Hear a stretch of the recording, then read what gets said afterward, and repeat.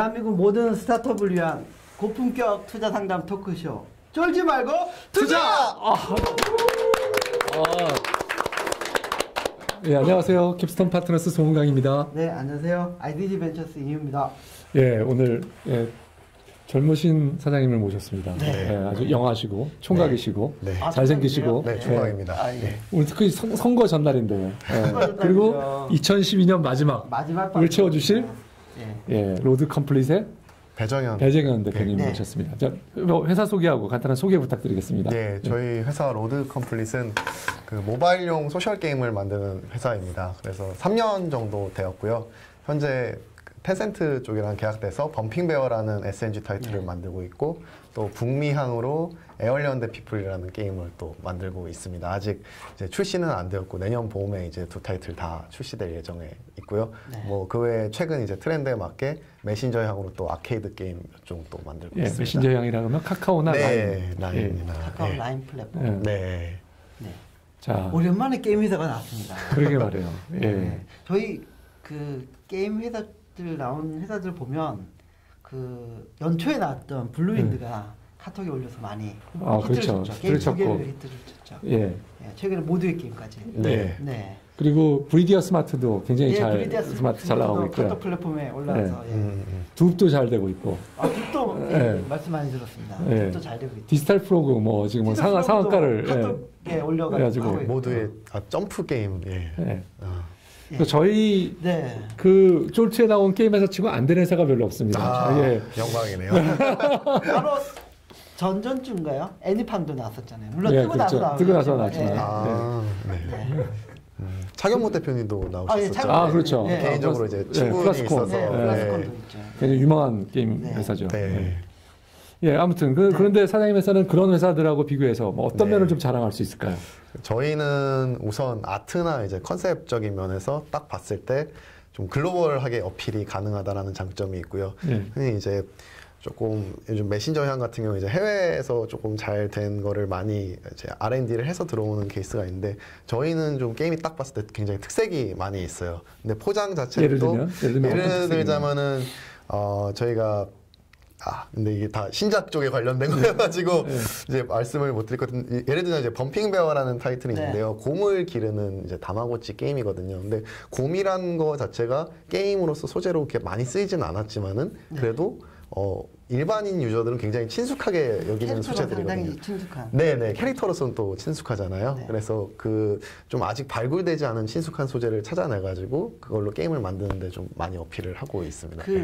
좀 국내 분위기가 아니라 외국 분위기에 좀 가깝다고 하셨는데 어떤 특색이 있는 거예요? 캐릭터 모습이나 방식이나 다 차이가 있나요? 게임 방식은 저희는 어찌 보면 좀 친숙하게 가려고 하고 있는데 이제 게임 모습적인 면에서 좀 글로벌하게 많이 만들고 있고요. 아무래도 이제 제가 해외에서 좀 개발을 했었어요. 시애틀 쪽에서 게임 개발 회사에 한 2년 정도 기획자로 일을 했었고, 또 저희 이사님이 제 또 친여동생인데, 그 친구는 이제 해외에서 아트나 이제 음악 쪽으로 좀 공부를 하다 보니까 딱 봤을 때 다른 국내 게임 개발 나온 거랑 굉장히 퀄리티나 이런 면에서 차이가 많다라고 인정을 많이 받고 있죠. 근데 이제 컨셉이나 그런 면에서 확실히 개성 있고 좋은데, 뭐 유료화나 이런 부분에 있어서 좀 약한 면이 없지 않아 있어서 이제 최근에 그쪽으로 잘하시는 분 또 영입을 해가지고 여러 가지로 회사를 많이 탄탄하게 만들려고 노력을 하고 있습니다. 예, 여기는 아주 특이하게 그 오빠와 동생이 함께하는 회사입니다. 그 사이가 굉장히 좋고 둘 다 또 대학을 같은 학교를 나왔어요. 카네기 멜론 대학에서 좋은 학교. 여기는 전산을 했고, 우리 여동생은 이제 ETC라고 해가지고요. 그 엔터테인먼트 테크놀로지라는 석사를 또 멜론 했습니다. 좋아합니다. SK 멜론. 다운받아 놨는데요. 그래서 저 같은 경우 이제 기획하고 프로그래밍을 맡고 있고, 동생 같은 경우에 이제 음악하고 미술을 맡다 보니까 이제 회사가 정말 작아지더라도 동생하고 저만이라도 서바이벌을 할 수 있는 형태를 갖고 있죠. 그리고 뭐 영화 감독도 형제 감독들이 해가지고 터진 것들이 꽤 있고. 그렇죠. 저희 매트릭스의 워셔슈키 형제가 아니죠. 지금은 이제 남매가 됐지만. 남매가 됐지만. 3년 정도 됐으면 네. 기존에 출시된 그 이력들이 있을 것 같은데 저희가 플레이 칼레이라는 게임을 내놨었어요. 근데 그게 이제 만화경을 테마로 한 퍼즐 게임이고 당시에 이제 칠링고를 통해서 이제 출시를 하게 돼서 굉장히 기대를 많이 저도 했었습니다. 깜짝 놀랐어요. 다운받으려고 보니까 퍼블리싱이 칠링고에 그게 이제 재작년이었는데요. 그때만 해도 칠링고랑 계약된 회사가 이제 요즘에 모두의 게임으로 상종가를 달리고 있는 핫독 스튜디오 거기서 이제 게임을 하나 냈었고 이제 그 다음이 이제 저희였어요. NC가 투자했죠. 핫독 스튜디오 같은 경우에는. 그래서 칠링고랑 했는데 저희는 그때 이제 저희가 사진을 갖다가 많이 이제 콘텐츠로 써요. 거기다 만화경을 이렇게 들이대가지고 퍼즐 게임을 하는데 아무래도 사진 만화경이 뭐죠? 만화경이 이제 어렸을 때 이렇게 많이 만들잖아요. 내부에다 거울을 이렇게 넣어가지고 거울에 반사돼서 다양한 이미지가 나오게 돼 있어요. 그래서 이제 특정한 사진 부분에 만화경을 비춰가지고 그게 이제 투영된 이미지가 나오는데 어떤 부분에다가 만화경을 들이댔느냐를 맞추는 게임이었어요. 그래서 이제 칠링고에서는 굉장히 참신하다. 그래서 뭐 상도 받고 뭐 칠링고랑 됐고 근데 결정적으로 이제 매출을 별로 못 일으킨. 근데 당시에 저희는 그 부분 유료화 게임으로 하고 싶었거든요. 그래서 매 레벨을 어떤 사진으로서 판매하는 구조를 가져가고 싶었는데 그때 한창 칠링고가 앵그리버드 이제 대박 내서 이제 EA에서 샀죠. 그 회사를 사면서 본인들은 뭔가 프리미엄 앱 디벨로퍼 즉 무조건 유료 게임만 하겠다. 그러다 보니까 저희는 그쪽을 쫓아갈 수밖에 없었고요. 그래서 그 게임이 이제 결과적으로 좀 잘 안 되다 보니까 좀 부분 유료화 게임을 앞으로는 쭉 해야겠다. 그러면서 자연스럽게 이제 SNG 쪽으로 흘러오면서 범핑베어를 준비를 하게 됐었습니다. 느끼신 바가 많으시겠어요. 왜냐하면 요즘은 거의 부분 유료화잖아요. 프리미엄이라고 해서. 조금 이제 좋은 점도 있고 안 좋은 점도 있는데요. 이제 저는 원래 콘솔 개발을 해서 막 장엄한 스토리에 이런 거를 만들어 보다 보니까 단점도 분명히 있기는 있는 것 같아요. 그러니까 게임이 너무 좀 되게 정교한 돈 버는 기계가 되는 느낌? 그거는 되게 안 좋은 것 같아요. 그러니까 좀 스토리적인 면이나 캐릭터 면이나 이런 것도 굉장히 약해지고 오로지 그런 되게 정교한 작은 최소한의 콘텐츠로 돈을 뽑아내는 형태가 되다 보니까 어떤 그런 영화적인 느낌으로 게임을 접근했던 저로서는 좀 아쉬운 게 있고 나름 살아남기 위해서 노력을 많이 하고 있습니다. 부분 유료가 어찌됐든 답인 거는 맞긴 하지만은 어느 그 와중에서도 저희만의 캐릭터나 스토리 같은 걸로 저희만의 색깔을 유지하려고 굉장히 노력을 많이 하고 있어요. 지금 몇 분이시죠, 전체가? 저희는 15명 정도. 그중에 개발자가 몇 분이세요? 개발자가 한 12명 가까이 되고요. 거의 다 뭐 개발자가 이제 아티스트는 다 포함해서 말씀하시는 거죠. 저희 뭐 특별히 영업이나 이쪽 많지 않고. 설립한 지는 한 3년 되셨잖아요. 창업 멤버가 동생분하고 두 분이신가요? 네, 2명입니다. 한 분 더 원래 있었는데요. 그 친구가 이제 뭐 MS 출신의 이교욱님이라고 있었는데 이제 그 NBA 콜롬비아 NBA를 가게 돼가지고 이제는 퇴사한 상태입니다. 근데 뭐 워낙 이제 좋은 학교고 되게 특이한 게 NBA 코스를 하면서도 인턴을 갔다가 스퀘어 에닉스에서 또 했어요. 그래서 얼마든지 이제 추후에는 다시 조인할 가능성이 또 있다고 생각을 하고 있고요. 그러면 그렇게 세 분이 뭐 어떤 동기로 창업하게 되셨어요? 그러니까 우리 그때 당시 사장님은 다른 시애틀에 있는 다른 게임 회사에서 게임 개발을 좀 하고 계셨고 창업의 꿈을 좀 꾸셨나요? 그러니까 주변에서 워낙 같이 졸업한 친구들이 창업을 많이 하다 보니까 저도 좀 자연스럽게 창업하는 게 당연하지 않나라는 생각을 하고 있었고요. 이제 회사에서 나오게 된 까닭은 그러니까 이교욱 이사가 MS에 있었고 저는 이제 시애틀의 히든 패스 엔터테인먼트라고 그 에이지 오브 엠파이어 시리즈 만드신 분들이 나와서 창업한 회사에 있었어요. 근데 미국 경제 위기가 오면서 제가 하던 프로젝트도 접히고 이교욱 씨도 퇴사를 하게 되면서 이제 둘 다 이제 실직자 상태가 된 겁니다. 둘 다 시애틀 근처에 계셨군요. 한 분은 레드몬드에, 한 분은 시애틀에. 저는 시애틀에 있고 그래서 이 친구 집에 벨뷰에 모여가지고 거기서 이제 게임 개발을 시작을 했었어요. 그래서 당시에 아이폰이 갑자기 굉장히 뜨고 있었고 특히 페이스북 게임이 굉장히 유행을 하고 있었기 때문에 페이스북 진가가 진가가 뭔가를 좀 봤죠. 왜냐하면 저는 애초에 북미 쪽으로 갔던 게 그러니까 좀 가족적인 게임을 만들고 싶다라는 게 있었고 캐주얼한 게임을 만들고 싶다는 게 있었어요. 근데 그 기회가 아이폰이나 페이스북에서 많이 보이더라고요. 그래서 이쪽을 좀 해봐야겠다 해서 같이 시작을 했었고, 근데 이제 아무래도 해외에서 창업하기가 한국인으로서는 여러 가지로 비자 문제도 있고 해서 이제 돈적인 문제도 엄청 크고요. 그래서 제대로 할 거면 한국에 가서 해보는 것도 나쁘지 않겠다는 생각을 해서 한국으로 귀국해서 이제 귀국하면서 여동생이랑 같이 들어오시고. 네, 여동생도 당시 이제 졸업을 했었고, 물론 집안에서는 뭐 제 이것저것 잘하는데 그냥 뭐 취직했으면 좋겠다라고 했는데 제가 열심히 꼬셔가지고 같이 시작을 했죠. 네. 아직도 좀 원망을 많이 듣고 있습니다. 어디 뭐 대기업 뭐 이런 데 갔으면은 부모님 입장에는 그럴 수 있겠죠. 뭐 시집 잘 가서 잘 살고 있을 텐데 왜 괜히 고생을 하고 있느냐 그래서. 네. 자, 그러면 이제 모바일 게임, 특히 스마트폰 게임을 이제 그 당시부터 생각을 하신 거잖아요. 네. 그리고 소셜 게임을 그 당시부터 생각을 하셨는데 그게 뭐 그 방향이 지금도 유효하다고 생각하시고 하시고 계신 건가요? 네. 어떤 방향으로? 그리고 우리 로드 컴플릿은 앞으로 어떤 방향을 꿈꾸고 계세요? 저희는 애초부터 생각이 그러니까 좀 이렇게 말하면 이상한데 정상인을 위한 게임을 만들자는 생각을 했었어요. 그러니까 오직 게임 그게 무슨 말인가요? 그러니까 게이머에 반대되는 사람들. 그러니까 이렇게 말하면 되게 극단적인데 게이머에 반대되는 사람들. 네. 그냥 일반인들을 대상으로 일반 스마트폰 유저들. 네. 그런 생각이 있었기 때문에 처음에 그러면서 약간 그 의미가 좀 퇴색되긴 했었어요. 물론 이제 회사를 운영을 하면서 좀 게이머들을 위한 게임도 만들어 보고 그랬는데 결국에는 요즘에 다시 메신저향으로 돌아오면서 초기 카톡 플랫폼 같이 초기에 이제 페이스북 오픈됐을처럼 게임 전혀 안 하던 분들이 들어와서 막 게임을 즐기고 그래서 오히려 저희한테는 되게 환영스러운 분위기라고 생각을 하고 있어요. 오늘 저기 사실은 뭐 송 대표님과 같이 조찬을 들었는데 그런 게이머들을 액시덴털 게이머라고 딱 칭하시더라고요. 우연히 스마트폰 얘기해서 한번 팡을 한번 카톡으로 날려왔길래 해봤는데 게임에 빠지고 유리화를 또 하게 되는 게이머들이 많이 늘어났죠. 애니팡 덕분에. 그런 거는 어찌 보면은 이제 아예 고객층이 뭐 게임 업계가 아예 바뀌었다기보다는 새로운 고객층을 찾아낸 거죠. 그런 면에서 이제 페이스북 초기나 아니면 뭐 닌텐도 위 보급됐을 때 게임 안 하는 사람들이 다 하는 그런 분위기 굉장히 좋은 것 같아요. 근데 이거를 지속해 가는 게 정말 큰 이슈가 아닐까. 어찌됐든 닌텐도 위도 좀 이렇게 다시 잘 안 되고 있고 페이스북도 뭐 모바일로 왔어도 그렇긴 하지만 많이 유저가 어쨌든 진가도 굉장히 유저가 많이 줄어든 상태고 그럼 이쪽에서 어떻게 솔루션을 찾아낼 거냐는 되게 고민이 많이 되고 있는 상황이죠.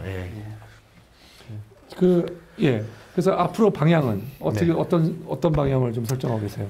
저희 같은 경우에는 이제 처음에는 그럼 카톡에다 게임을 넣어야겠다. 무슨 게임 만들까 해서 이제 제가 기획자 출신이다 보니까 그런 게임 아이디어 자체에만 굉장히 집착을 많이 하고 고민을 많이 했었어요. 근데 이제 진행을 하다 보니까 이게 어떤 프로세스를 만들어내는 게 더 중요하다는 프로세스나 컬처를 더 만드는 게 중요하다는 생각을 하고 있었어요. 왜냐하면 저희가 이제 2년 가까이 게임 2개를 갖다 작업을 해오다 보니까 어떤 작은 게임 만드는 거 이런 거는 어찌 보면 좀 생소한 프로세스더라고요. 근데 메신저형으로 그런 걸 만들려다 보면은 전반적으로 많이 바꿔야 된다는 걸 깨달았고요. 그래서 게임 하나에 집중하기보다는 그런 아케이드형 작은 게임을 좋은 퀄리티로 많이 뽑아낼 수 있는 형태로 회사를 좀 바꿔야 된다는 생각을 가져서 시스템이 좀 갖춰졌나요? 네, 좀 갖춰졌습니다. 뭐 프로토타입 개발하는 팀이 있고 그래서 거기서 프로토타입을 좀 좋은 아트. 그러니까 보통 프로토타입 하면 막 상자가 돌아다니고 이제 게임이 재밌어요 이런데 저희는 그 수준보다 좀 더 앞서 나와가지고요. 진짜 아트도 굉장히 빠방하게 넣고 뭐 사운드도 좋게 거의 최종 프로덕트라고 오해할 정도로 그 정도로 만든 다음에 이제 이거를 각 메신저사에 이제 쏩니다. 그래서 그러면 프로덕션 팀이 또 따로 있어가지고요. 어떤 그 통과가 된 프로토타입을 갖다가 최종적으로 이제 프로덕션으로 돌리는 이제 개발팀이 따로 있고 또 저희가 SDK랑 서버를 붙이는 팀은 아예 또 따로 또 뺐어요. 그래서 그렇게 세 개 팀이 하나의 게임을 위해서 계속 돌아가는 형태고요. 그러니까 이게 좀 중복되는 역할이 많거든요. 특히 서버나 SDK는 아케이드형 이제 메신저 게임이면은 뭐 랭킹이든 비슷한 부분이 많잖아요. 그래서 그것만 할 수 있는 팀을 따로 만들었습니다. 그러니까 그러니까 네. 소셜 게임에 특히 메신저형 소셜 게임에 그 공통적인 부분을 네. 해주는 팀을 따로 만드셨군요. 네, 따로 만들었습니다. 특히 그게 중요한 이유는 이제 게임이 되게 간단해 보이니까 작은 팀 만들어 놓고 각 팀에다가 알아서 만들어라 이렇게 해버리면은 근데 그 팀에 물론 게임을 굉장히 잘 만드시는 분이 있을 수 있는데 이분이 막상 SDK 붙여라 그러면은 굉장히 싫어하는 경우도 그렇죠. 많고 나 이런 걸 원하지 않는다 이렇게도 많이 되고 그러니까 소셜을 잘 붙여야 되죠. 네. 그러니까 플랫폼에. 카카오라든가 라이라든가 그 API를 공부해서 그 API를 다시 붙이는 일은 완전 또 별개의 일이죠. 네. 게임을 개발하는 시스템하거든요. 네. 그래서 이제 게임 자체를 잘 만드시는 분들이 있으니까 각자 잘할 수 있는 거에 집중할 수 있는 구조로 지금 좀 회사를 많이. 근데 저기 보니까 그 텐센트랑 퍼블리싱 계약을 맺고 한국에 게임을 출시를 하려고 하시고 그다음에 뭐 페이스북에서도 뭐 예전부터 계속 하려고 신 것 같거든요. 그러니까 보통 국내 그 게임 회사들은 카톡이나 뭐 어떤 거기에 요즘 목매는 게 많잖아요. 약간 다른 전략을 구사하시는 것 같아요. 네, 맞습니다. 그러니까 저희가 이제 그런 단순한 아케이드 형태도 만들지만 기존에 만들었던 좀 사이즈 있는 것 이것도 충분히 준비를 해야 된다고 생각을 하고 있어요. 무조건 작은 것만 만들 게 아니라 어차피 그러니까 각 플랫폼별로 약간 라이프 사이클이 좀 있다고 생각을 하거든요. 그래서 초반에는 단순한 게 유행을 하더라도 점차 조금 뎁스 있는 게임을 요구를 요구를 좀 하다 보니까 저희도 그 부분에 있어서 대비를 하고 있는 것입니다. 그래서 범핑베어도 좀 사이즈 큰 게임이고 그 에얼리언드 피플이라고 이제 북미로 나가는 것도 좀 사이즈 큰 형태입니다. 좀 뭐 이렇게 뭐 팡유로 하는 좀 캐주얼 게임들이 아무래도 수명이 점점 짧아지고 있고 물론 제일 처음에 히트를 친 애니팡 같은 경우는 계속 업그레이드를 통해서 조금 길어지고는 있지만 뭐 내년 같은 경우는 좀 하드코어적인 속성이 있는 게임들이 좀 더 잘 되지 않을까라는 전망을 많이 하고 있죠. 저희가 또 근데 작은 거를 여전히 만들어야 되는 이유는 앞으로 이제 카카오톡 모델을 카피한 뭐 당장 라인이 있죠. 그리고 어쨌든 중국에 위챗도 오픈될 거고 페이스북도 요즘 뭐 심상치 않은 움직임을 페이스북도 모바일 무슨 왓츠앱을 뭐 인수한다 뭐 그런 소문도 많이 퍼지고 있으니까 이제 거기서도 좀 전략적으로 그분들하고 관계를 맺으면서 빨리 그쪽에 간단한 게임을 가지고 진입하는 방법도 있을 것 같아요. 그래서 사업적으로 좀 풀어내려고 노력하고 있습니다. 저기 카톡에 처음 그 게임 붙여가지고 이렇게 히트친 애니팡이 그래도 지금까지 애니팡 알럼들이 지금까지 매출을 지속적으로 내는 거 보면 페이스북이 만약에 모바일 게임 센터를 오픈한다 그러면 페이스북이 웹에서 증가의 경험이 있기 때문에 또 그것도 엄청난 파워풀한 플랫폼이 되지 않을까. 저희가 범핑베어라는 타이틀은 이제 텐센트랑 나가기 전에 1년 전에 이제 페이스북을 붙여가지고 나갔었습니다. 근데 그때는 이제 페이스북 쪽에다가 뭐 이메일도 보내가지고 우리 이런 게임 나간다 좀 도와달라라고 했는데 반응도 전혀 없고 그랬어요. 근데 올해 이제 G스타에서 다시 그 페이스북 팀하고 미팅을 갖게 됐습니다.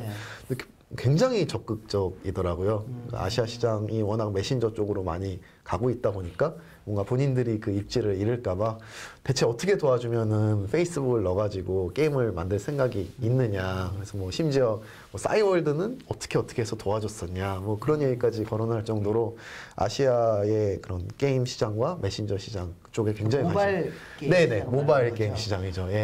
이쪽을 어쨌든 본인들도 게임을 통해서 그 진가와의 상생을 통해서 초기에 확 컸었잖아요. 그게 모바일 쪽에서 일어날 거라고 어렴풋이 생각을 하고 있었는데 지금 카카오톡에서 그걸 보여주다 보니까 본인들도 그 모델을 얼마든지 참고를 하려는 것 같습니다. 홍 대표님이 그래서 저기 캡순에서 투자를 하신 거예요? 저희는 감사합니다. 근데 사장님 뭐 경영 철학은 어떤 철학을 가지고 계세요? 저희 경영 철학은 뭐라고 말씀을 드려야 되지? 조금 이제 회사 직원들하고의 관계는 저희는 약간 동아리 같은 분위기예요. 그래서 동아리를 나쁘게 이제 말씀하시는 분들은 많습니다. 뭐 여기 왜 이렇게 너무 웃고 떠든다. 너무 아마추어 같다. 근데 저희 목표는 일단은 돈 버는 동아리입니다. 그거는 프로페셔널이 있다고 생각을 하고 있고요. 그러니까 그래서 회사가 늘 웃기만 하나요? 되게 화목한 분위기입니다. 되게 화목한 분위기고요. 그게 굉장히 중요하다고 생각을 하고 있고, 그게 일단은 제가 대표다 보니까 저는 좀 화목한 분위기를 좋아해서 저희 회사가 뭐 가정이라고 생각하면 좀 그런 분위기로 갖고 가고 싶어서 그렇게 하고 있고요. 그러니까 그 약간 마인드, 스피릿 자체는 동아리 분위기가 좋은 것 같아요. 그러니까 되게 많은 실험을 해보고 되게 좋은 분위기로 이끌어가고 근데 현실은 좀 알아야 되다 보니까 돈을 벌 수 있는 동아리 같은 회사였으면 좋겠다라고 생각을 하고 있습니다. 회사 청소 상태는 어떠신가요? 청소. 네, 저희는 이제 그 동아리는 원래 지저분한데. 저희는 그 부분이 좀 걱정이 돼가지고 최근에는 이제 그 1시에 이제 점심시간 시작해서 2시에 끝나거든요. 그럼 와가지고 한 5분 정도 다들 음악을 틀어놓고 청소를 좀 해요. 그러면서 얘기도 좀 하고, 그렇게 지저분하지는 않습니다. 청소 상태 무척 괜찮습니다. 사장님께서 아주 특이한 말을 하셨는데, 사장님께서 직접 한번 해주시죠. 그 청소에 관해서 가방 속과 머릿속, 그러니까 가방 속이랑 우리 방 속이랑 머릿속이 같은 상태라고 생각을 해요. 그래서 가방 속이 깨끗한 사람은 방도 깨끗하고요. 머릿속도 깨끗합니다. 그래서 뭔가 머릿속이 어찌 보면 또 위라고 생각도 되거든요. 그래서 어떤 지식을 집어넣느냐에 따라서 소화가 잘 돼서 나오기도 하고 또 너무 많은 지식을 넣어버리면은 머릿속에 이제 소화 불량이 돼서 이제 이상한 것들이 나오기도 하고. 그래서 조금 저는 여유를 가지면서 이제 뭐랄까 과식을 안 하려고 노력을 많이 하고 있어요. 저는 가방이 요즘 비어가 있어요. 머리도 비어있네. 그러면 지갑도 비는 거 아닌가요? 뭐 방은 아니지만. 지갑을 안 갈 것 같아요.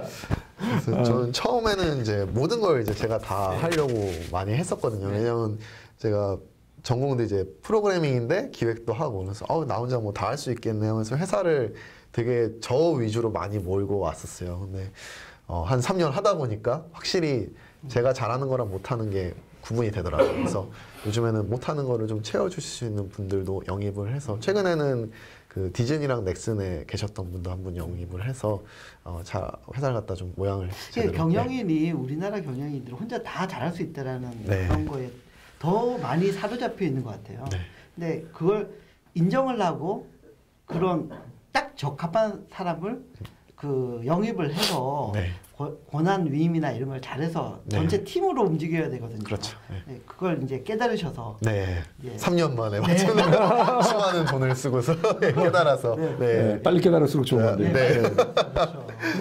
그 사람을 뽑는 프로세스는 어떤 기준으로 사실 그 프로그래머들이나 게임 개발하는 사람들이 좀 약간 성격적으로 보면 일반 프로그래머 또는 일반 사람하고 비해서도 또 약간 다른 면이 있고 그 사람들하고도 또 다른 면이 있지 않습니까? 특히 게임 업계에 있는 분들은 그런 분들을 관리하고 그다음에 어떻게 보면 그 회사의 CEO로서 이제 지금 15명을 꾸려가야 되는데 뭐를 일단 뽑으실 때는 어떤 면에 좀 치중을 하시는 편이세요?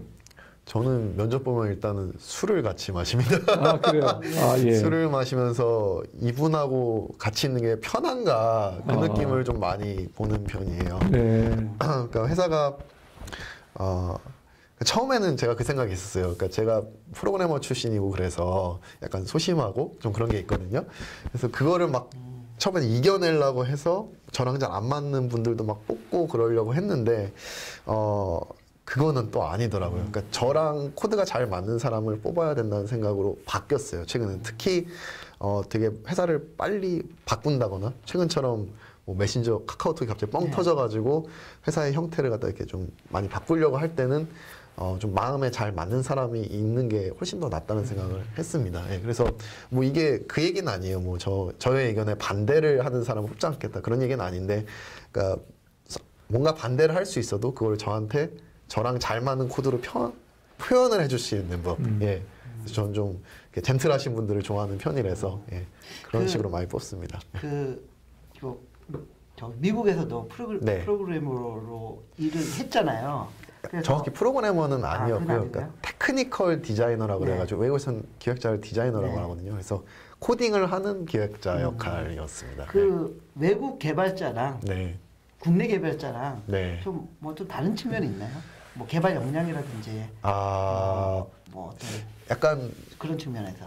그러니까 저 같은 경우는 이제 제가 원래 미국에서 있던 회사가 거기 계셨던 분들이 평균 경력이 한 15년 정도 됐었어요. 네. 그래서 굉장히 경력이 오래되셨던 분들이고 지금 있는 이제 저희 직원분들은 대부분 이제 신입들이 아무래도 스마트폰 쪽은 신입분들이 많으시거든요. 네. 그래서 약간 거기서 비교하기는 좀 힘들 것 같고 이제 미국에 있던 이제 친구들은 이제 저랑 같이 일하셨던 분들은 그러니까 가족을 되게 챙기세요. 5시, 6시 되면은 애를 챙기러 가거나 아니면 개를 보러 가거나 예, 둘 중에 하나를 챙기러 칼퇴근을 확 해버리세요. 근데 국내에서 이제 같이 하는 친구들은 아무래도 뭔가 이 회사 자체가 가족이고 이게 모든 것이라는 느낌으로 일을 하다 보니까 여기까지는 좀 회사 직원들하고는 되게 끈끈한데 집에 가면 어쩔라나 이제 그런 게 좀 걱정. 본인 총각이시죠? 네, 저는 총각입니다. 예. 근데 제가 보니까 마음에 잘 맞는 여자랑 살 생각을 했어야 되는데 마음에 잘 맞는 그 직원이나 임원을 뽑아서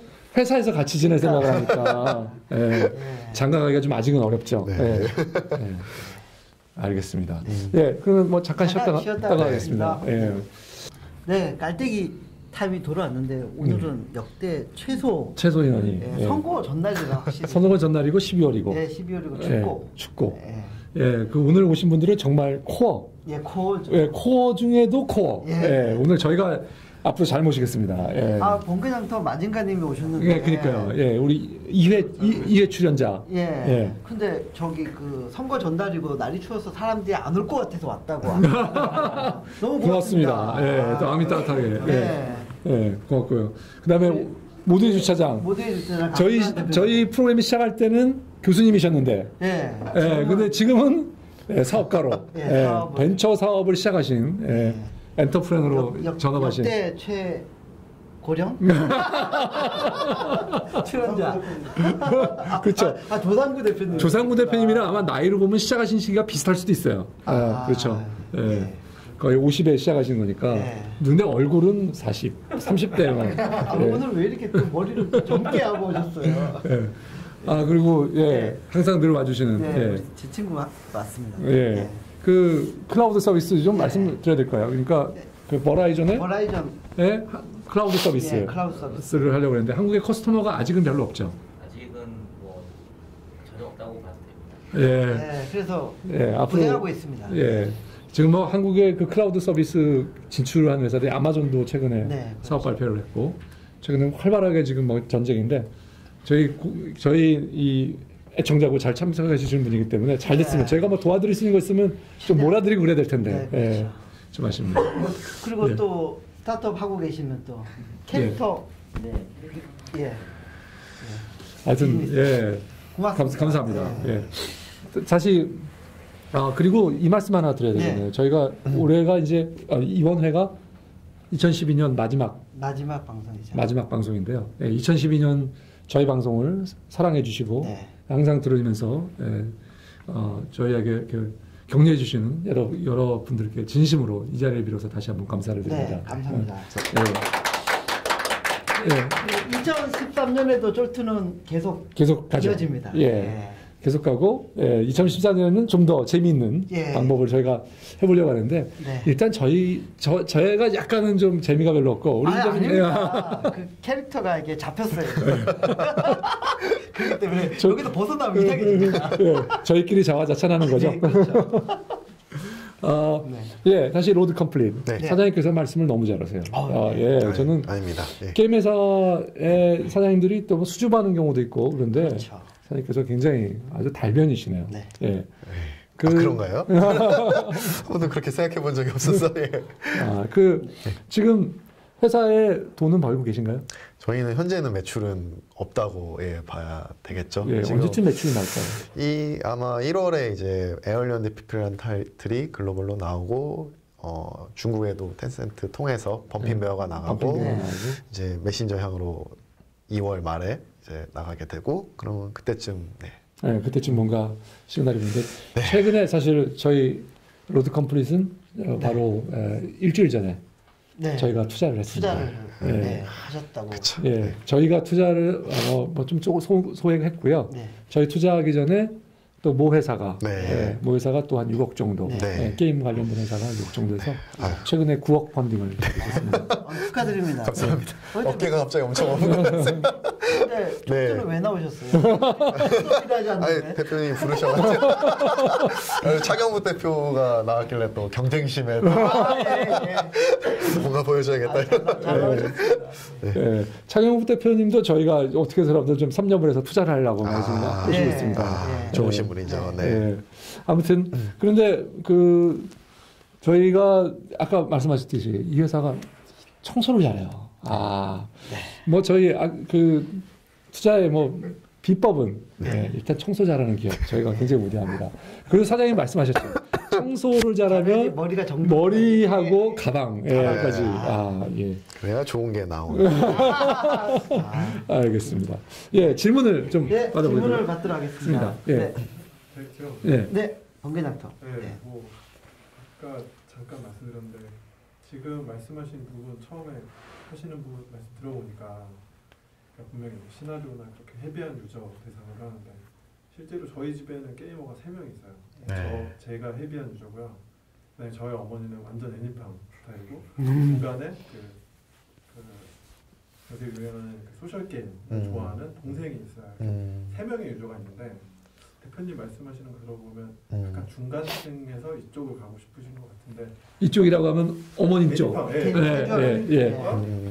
쪽으로 가고 싶으신 것 같은데 근데 막상 계속 이제 하셨던 그 업적이나 이런 거 보면 그리고 추구하시는 건 어떻게 보면 되게 헤비한 유저 쪽을 또 추구하시는 것 같기도 해요. 근데 물론 이제 앞으로 게임이 그런 쪽으로 간다는 건 뭐 그럴 것 같지만 그렇다고 저희 어머니가 헤비한 게임은 절대 할 것 같지는 않거든요.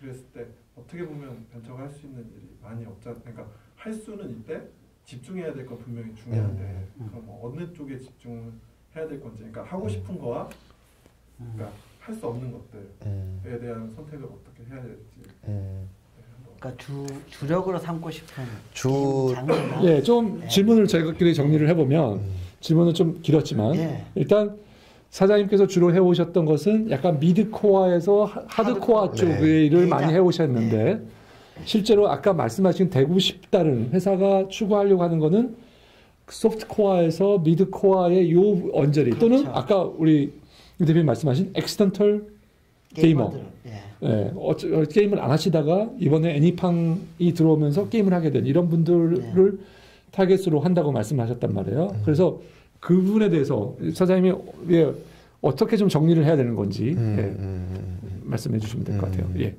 그러니까 이게 외부 환경 변화에 의해서 회사가 살아남기 위해서 이제 어쩔 수 없이 바뀌고 있는 형태라고 봐야 될 것 같아요.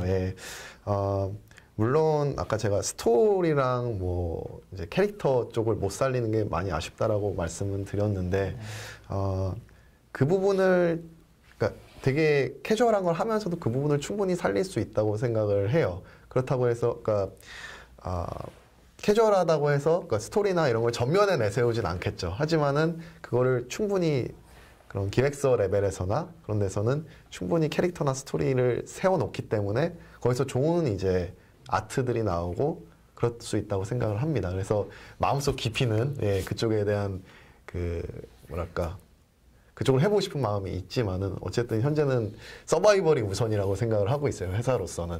그래서 약간 개인적인 욕심은 접고 어쨌든 회사를 살려서 돌리게 만든 다음에 그 부분은 차후에 해도 된다고 생각을 하고 있습니다. 개인적인 욕심은 차후에 좀 내도 된다고 생각을 하고 있고요. 잠깐만요. 그래서 개인적인 욕심은 차후에 낸다는 거는 약간 미드에서 소프트. 그래서 그 액시던털 프로그래머가 하는 그 부분이고 일단은 돈을 벌기 위해서는 약간은 미드코어에서 좀 하드코어의 고에 가까운 게임을 주로 하시겠다는 말씀인가요? 그 반대. 반대인가요? 그 반대 얘기입니다. 일단은 좀 캐주얼하고 미드에서 좀 소프트에서 미드한 코어를 갖다가 먼저 주력을 해서 주력을 해놔서 돈을 좀 번 다음에 그 다음에 좀 하드코어하고 스토리적으로 깊이가 있는 쪽을 하고 싶다는 말씀입니다. 근데 그거를 하드코어한 거랑 스토리가 이게 잘 이어지는지는 모르겠어요. 굉장히 캐주얼하면서도 소프트하게 게임이 나올 수가 있거든요.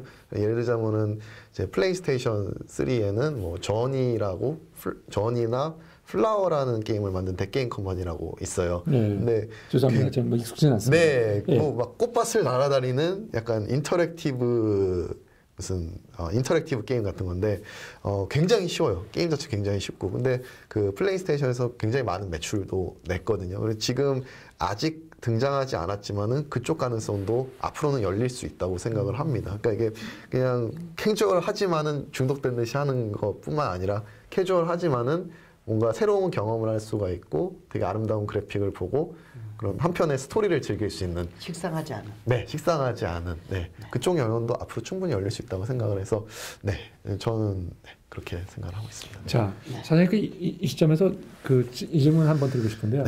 카카오 게임이 이제 국내에서 지금 굉장히 뭐 왕성하게 확 올랐었잖아요. 이런 열풍이 대체 어떤 양상으로 앞으로 벌어질 거라고 지금 생각을 하고 계세요? 저는 제일 고민이 그쪽이 맞습니다. 그러니까 페이스북 같은 경우에는 어찌됐든 그러니까 페이스북 게임 같은 경우는 어찌됐든 유저들이 PC 유저였어요. 그래서 게임이 굉장히 복잡해질 수 있었어요. 근데 카톡 유저 같은 경우에는 PC조차도 잘 못하는 유저. 이제 전화 겨우 거실 수 있고 이제 드디어 폴더 왔다 갔다 하실 수 있는 이제 저희 뭐 아버지 세대 분들 그런 분들이 게임을 즐기기 시작했단 말이에요. 그래서 이분들이 만족할 수준의 그 뎁스가 어느 정도일까. 근데 막 복잡한 SNG까지는 못 즐길 것 같아요. 페이스북 게임들처럼. 근데 분명히 조금 더 복잡한 걸 원하시긴 할 거란 말이에요. 그래서 저는 고민을 가졌던 게 그러면은 쉬운 게임을 다들 하고 싶어 하실 텐데 쉬운 게임이란 게 뭐냐 그걸 생각을 했을 때는 룰이 적은 거라고 생각을 했어요. 그래서 처음에는 단순히 룰이 적은 게임에 막 집중을 했었거든요. 근데 이미 알고 있는 룰이 있다. 뭐 예를 들자면 드래곤 플라이트를 즐기셨다 그러면 거기다가 추가로 룰을 약간 더 더하는 건 또 가능하다고 생각을 하고 있어요. 그래서 아주 점진적으로 굉장히 느린 속도로 조금씩 게임이 복잡해질 것 같아요. 그래서 그렇다고 해서 드래곤 플라이트랑 똑같이 가면 안 될 것 같고 하나 정도 룰이 더 붙어요. 기존에 아는 룰에서 한 가지 더 룰이 더 붙은 게임을 하면은 쉽다라고 생각을 하시고 재밌게 즐기실 것 같습니다. 그래서 이게 쉬운 게 뭐냐라는 요즘 고민 어디까지 복잡해질 거냐 그 고민을 많이 하고 있죠. 알겠습니다. 또 다른 질문. 저희 사장님보다 VC 입장에서 송 대표님한테 여쭤보고 싶은데 뭐 공개 질문이 송 대표님한테도 오네요. 처음입니다. 대표한테 안 해서 서운해. 저는 이제 투자를 하셨다 그래서 뭐 첫 번째 이유는 이제 청소를 잘한다고 해서 이제 투자를 하신 거지만 실제로 이제 투자자 입장에서 보셨을 때 사장님께서 이제 뭐 중장기적으로 가지고 계시는 목표는 스토리도 있고 어느 정도 이제 뭐 하드코어에 가까운 게임이지만 현실을 반영해서 실제로 이제 수익이 발생할 수 있는 게임에 지금 집중을 하시겠다라고 했잖아요. 근데 VC 입장에서 보셨을 때는 어느 쪽에 더 가중치를 두실 건지, 그러니까 중장기적으로 가지고 있는 비전 쪽인지 아니면은 단기적으로 그런 수익에 좀 뭐 집중하는 이런 쪽만 보시는지 굳이 경중을 나눈다면 어떤 쪽을 더 바이하시는지. 사실 이 부분에 대해서는 그 답에 대한 답변을 이렇게 드려야 될 것 같은데요. 사실 우리 질문이 왜 투자하셨어요? 우리 배 대표님은 제가 한 6개월 거의 1년 가까이 안지가 됐습니다. 근데 사장님 보면 볼수록요 굉장히 매력적인 분이세요. 그다음에 굉장히 타이트하게 회사를 경영을 하고 계시고요. 그리고 굉장히 집중하는 모습을 좀 많이 보여주셨고, 그리고 굉장히 좀 치밀하시면서도 낙관적이세요. 그래서 그런 것들을 이제 볼 때마다 저희가 좀 그런 생각을 하고 있었고요. 그리고 또 결정적으로는 중국 시장에 좀 앞으로 비전을 좀 보고 있었는데 텐센트하고 계약을 좀 어렵게 일궈내셨고요. 그래서 그 부분도 하여튼 쉽지 않은 과정이었는데 또 일궈냈고요. 투자도 사실 저희가 쉽지 않았습니다. 투자도 여러 우여곡절이 많았는데 하여튼 뭐 저희가 마지막 데드라인을 정하고 거의 데드라인 딱 그날에 어떻게 그냥 마무리돼서 사임하고 그래서 결론은 하여튼 이 팀과 사람에 더 마음이 들었고요. 사실 그 게임이 나오는 거는 초반에 좀 좋은 모니타이제이션 할 수 있는 좋은 게임이 시장에 나오면은 저희가 빨리 좀 엑시스를 하는 거고요. 안 나와도 좀 뭐 롱텀으로 보고, 예. 롱텀, 쇼텀 다 봤습니다. 하여튼 다 봤긴 다 했는데 저희는 그렇게 뭐 서두르거나 그런 건 없습니다. 예. 대답이 됐는지 모르겠네요. 감사합니다. 하여튼. 네. 또 네, 질문. 네. 뭐 흔할 수도 있는 건데 그 미국 쪽하고 지금 그 한국 쪽하고의 그 모바일 게임을 하는 데 있어서 그 사용자들의 선호도는 어떤 식으로 이렇게 구별이 되는지 궁금하고 뭐 UX라든지 그런 면에서 그리고 하나 더는 아까 좀 전에 이런 아버님 뭐 세대들이 이제 애니팡을 이제 즐겼다 그러셨는데 과연 그분들이 돈까지 써가면서 하시는지 그래서 실제로 이렇게 그런 모바일 게임 종류에서 돈을 쓰는 지금 세대가 그 나이 정도가 어느 정도가 되는지 그런 거죠. 예, 우선 두 개로 나눠서 하죠. 네. 일단 예. 일단 그 북미 유저와 아시아 유저 차이를 여쭤보셨는데요. UX적으로는 그러니까 저는 좋은 방향은 이제 북미 쪽이라고 생각을 하고 있었는데 최근 들어서는 중국 유저들이나 아니면 한국 유저들도 되게 글로벌한 거가 당연하게 느껴지시는 것 같아요. 예전에는 좀 확실히 나뉜다고 생각했는데 오히려 스마트폰 쪽으로 오면서 좀 전 세계가 많이 유니버설하게 가는 느낌이라서 좀 이렇게 특화한다기보다는 되게 저는 그러니까 예를 들자면 저희 범핑베어 타이틀 같은 경우에는 굉장히 북미 색깔로 만들었다고 생각을 했어요. 근데 중국에 가져갔더니 이거는 본인들의 스타일이다. 본인들의 색깔이고 본인들이 원하는 UX다. 그러니까 처음에 막 나는 분명히 북미 쪽이라고 만들었는데 왜 중국에서 좋아하지? 이러고 약간 슬프기도 하고 막 이랬었는데 이게 아니라 스탠다드가 다 올라갔구나. 어때? 강남 스타일이 원래 글로벌 스타일이거든요. 글로벌 제패했잖아요.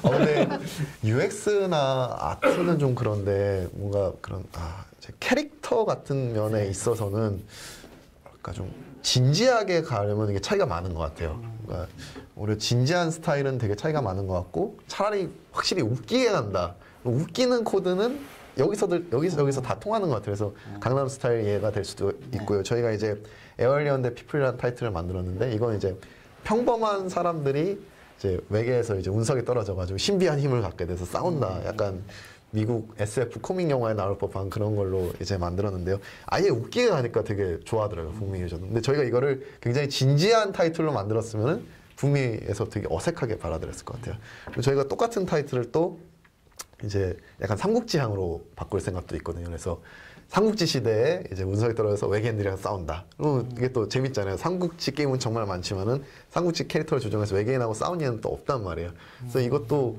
중국 쪽에서 이제 텐센트 쪽에서 얘기해 주시기는 삼국지 한국에서 되게 많이 만드는데 솔직히 본인들이 느끼기엔 항상 뭔가 이상하대요. 뭔가 말이 안 되고. 근데 이렇게 확실히 웃기게 가니까 받아들이기가 편하다. 완전히 코믹하면서. 네.